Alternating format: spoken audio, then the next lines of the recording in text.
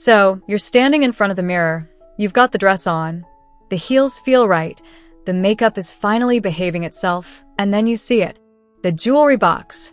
You pick up a necklace, then maybe some earrings, and then you think, wait, maybe a bracelet too? Or 3.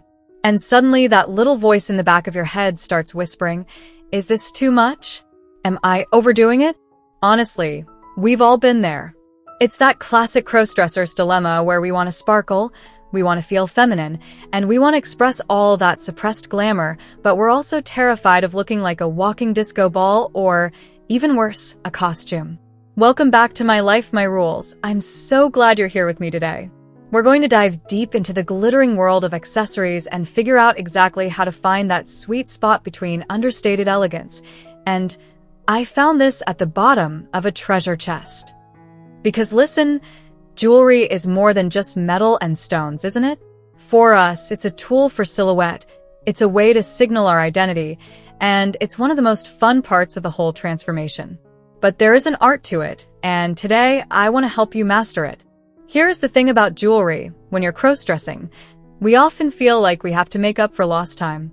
If you've spent most of your life wearing a plain watch or maybe a wedding band, the sudden freedom to wear pearls, hoops, and shimmering pendants is intoxicating. It's like being a kid in a candy store. You want all of it. You want the sparkle because it validates the femininity you're feeling inside. But the secret that seasoned fashionistas know, and the one I had to learn the hard way after wearing way too many chunky plastic necklaces at once, is that jewelry should complement you, not compete with you. You are the star of the show, not your necklace. So, how much is too much? Well, the answer isn't a specific number of items, it's more about the balance. Think of your outfit like a song. If every instrument is playing at maximum volume at the same time, it's just noise.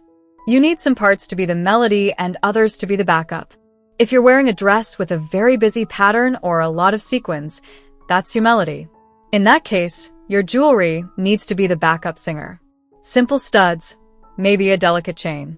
On the flip side, if you're wearing a simple black cocktail dress or a plain turtleneck, that's a quiet song. That is your moment to let a massive, gorgeous statement necklace or some dramatic chandelier earrings take the lead. You see what I mean? It's all about where you want the person looking at you to focus their eyes. Let's talk about the rule of 3 for a second, because it's a total lifesaver when you're feeling unsure. Generally, you want to pick 3 areas to decorate: your ears, your neck, your wrists, or your fingers. If you try to do all 4 at a high intensity, it starts to look a bit cluttered.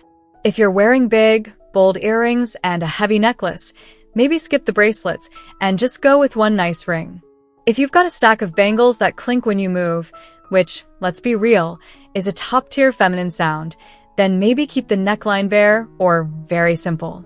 It's about creating a path for the eye to follow. You don't want people's eyes darting all over you like they're watching a tennis match. You want them to see a cohesive, beautiful person. Now, I know what some of you are thinking, but I love the extra look. And hey, if your style is maximalist drag or high glam, then too much doesn't exist. But if your goal is to look like a woman you'd see walking down the street or sitting in a nice restaurant, you have to look at what women are actually wearing. Most of the time, real-world jewelry is subtle. One of the biggest giveaways for a crossdresser who is trying to blend in is costume overkill. Wearing a full matching set of necklace, earrings, bracelet, and ring that all have the same giant purple stones can sometimes scream, "I'm playing dress up." Modern styling usually involves mixing things up a bit. Maybe the metals match, but the styles are slightly different. It looks more lived in, more natural, and honestly, a lot more sophisticated. We also have to talk about scale because this is something unique to our community. Many of us have larger frames, broader shoulders, or bigger hands than the average cisgender woman. This actually gives us a bit of a superpower. We can carry off larger pieces that might overwhelm a smaller person. A tiny, thin little chain might actually get lost on a broad chest, or it might even emphasize the width of the neck in a way we don't want. A slightly larger pendant or a medium-sized V-shaped necklace can work wonders for breaking up the chest area and creating a more feminine V-line. But again, it's a balance. If you have large hands, a dainty little ring might make your fingers look bigger by comparison, whereas a bold cocktail ring looks intentional and fabulous. It's all about using the jewelry to work with your proportions, not against them. And can we just have a heart-to-heart about the clink? You know what I'm talking about. That sound of cheap metal hitting cheap metal. While we all love a bargain, sometimes too much is more about the quality than the quantity.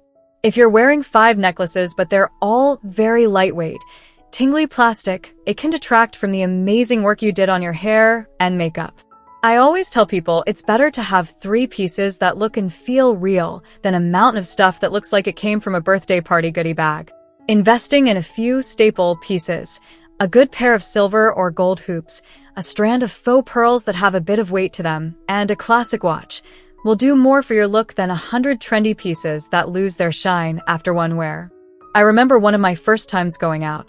I was so excited to finally be me that I wore everything. I had the clip-on earrings, a choker, a long necklace over the choker, bracelets on both wrists, and rings on almost every finger. I felt like a queen. But looking back at the photos, I realized you couldn't even see my face because there was so much shiny stuff reflecting the light around my head. I looked like I was being attacked by a jewelry store. It took me a while to realize that the jewelry was actually a shield. I was using it to hide behind because I was nervous. Once I started feeling more confident in my own skin and my own presentation, I realized I didn't need all that armor. I could let 1 or 2 beautiful pieces highlight my features instead of burying them. So, here's my challenge for you next time you're getting ready. Put on all the jewelry you want.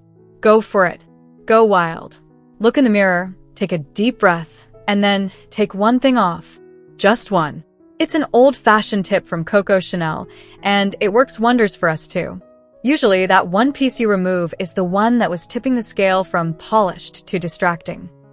At the end of the day, the only real rule is how you feel. If you look in the mirror and you feel like $1,000,000, then you've got the right amount on. Too much is a feeling, not a law. But if you're feeling a bit off, or like your outfit is wearing you instead of you wearing it, try simplifying. Focus on one star piece and let everything else be the supporting cast.